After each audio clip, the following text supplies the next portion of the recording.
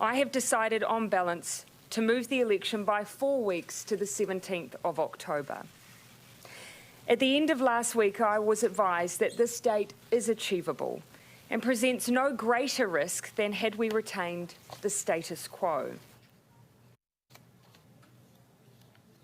All right, let's get more from our reporter Tracy with us in Wellington. And Tracy, what were the options? Why does she go with October 17th for a date, given that, as she herself said, delaying it doesn't necessarily create any more certainty?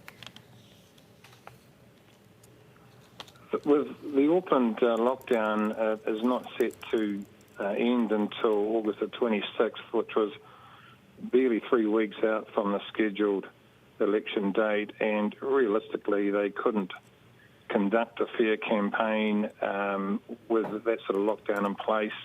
I think her hand was forced. Her other option was extending till November the 21st, I think was the final date. But as she said in her remarks this morning, there's no guarantee that the disruption won't stay in place for several months.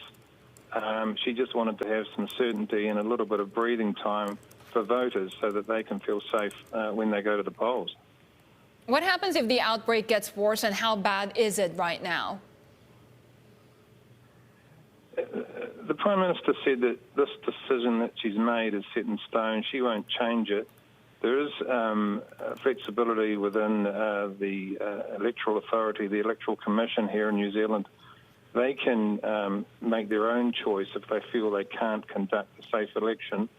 Jacinda Ardern is very optimistic that the date will proceed on October 17th, as she stated.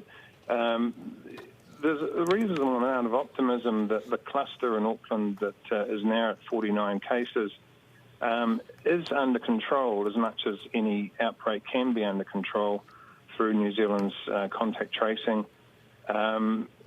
That has to be watched, but as she said, the date's fixed unless there's the Electoral Commission rules otherwise. So we've also seen, Tracy, the New Zealand Treasury postponing its pre-election fiscal and budget update. Does this put further pressure and need for the RBNZ to undertake further extraordinary policy, given that they have been weighing up and looking at the scenarios of potentially going into negative rates? Well, I think that at the moment, certainly the market was looking for that update to include details of the government's bond issuance going forward. But the Reserve Bank just recently increased the scale or the cap of its quantitative easing program to 100 billion New Zealand dollars, and that gives it a fair bit of flexibility. And at this stage, any move to negative rates would be a story for 2021.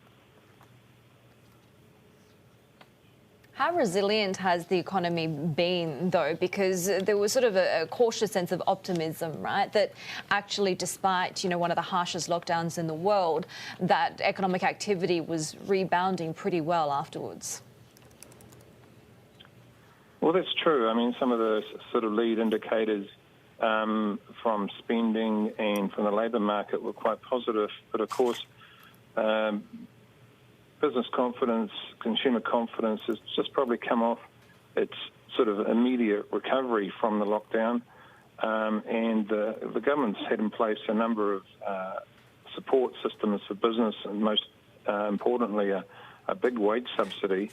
Now, the Finance Minister, Grant Robertson, announced late last week that the wage subsidy will be extended, but only for the period of the Auckland lockdown, i.e. probably only until the end of this month. So when those subsidies come off, then there's potential for an impact, sort of a secondary impact on employment, incomes and spending. Economists, they're cautious about where the economy's going, but we may have seen the worst, certainly.